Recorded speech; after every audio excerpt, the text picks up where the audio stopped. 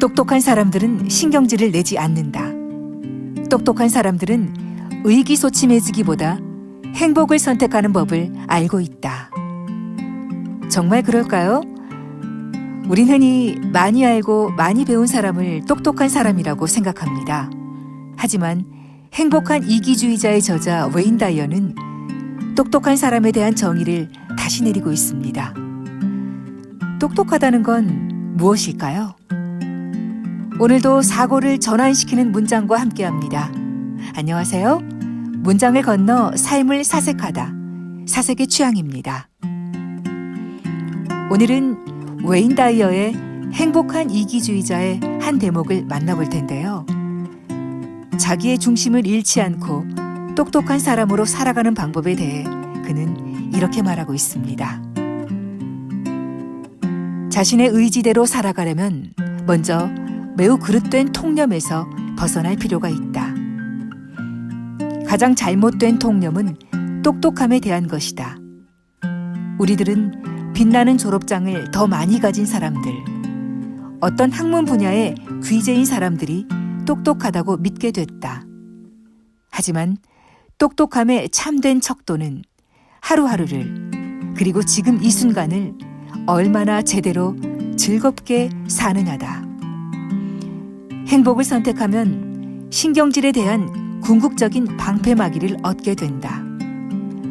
똑똑한 사람들은 신경질을 내지 않는다. 스스로를 통제할 수 있기에. 당신이 진정 똑똑한 사람인지 아닌지는 힘겨운 상황에 부닥쳤을 때 기분을 어떻게 다스리기로 작정했느냐에 따라 가늠할 수 있다. 당신이 진정 똑똑한 사람인지 아닌지는 힘겨운 상황에 부닥쳤을 때 기분을 어떻게 다스리기로 작정했느냐에 따라 가늠할 수 있다. 감정이라는 게, 그리고 행복이나 불행이라는 게 그냥 그렇게 되어지는 것이라고 생각했는데 나의 감정, 행복, 불행 모두 내가 선택할 수 있는 것들이었습니다.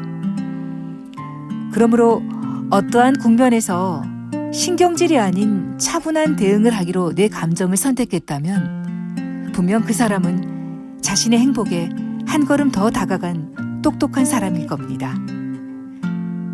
살아가다 보면 우린 수없이 많은 일을 겪습니다. 예상하지 못한 말 한마디에 상처받고 뜻대로 되지 않는 일 앞에서 좌절하기도 합니다. 그리고 그때마다 우린 쉽게 무너집니다. 하지만 정말 우리를 무너뜨리는 건 그 일이 아니라 그 일에 대한 우리의 반응입니다. 심리학에서는 분노와 격앙된 감정이 자기 안의 불안이나 두려움의 표출이라고 해석하기도 합니다.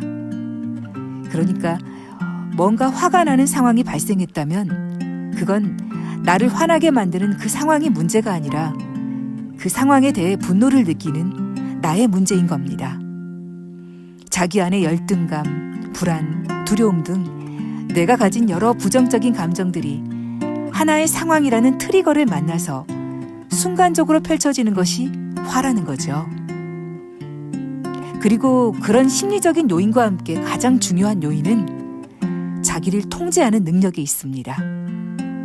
그러므로 신경질을 낸다는 건 내 감정의 주인이 내가 아니라는 걸 방증하는 행위이기도 합니다. 상황이 나를 움직이고 타인의 말이 나를 결정해버리니까 그건 내 삶의 방향키를 내가 쥐고 있지 않다는 뜻이잖아요.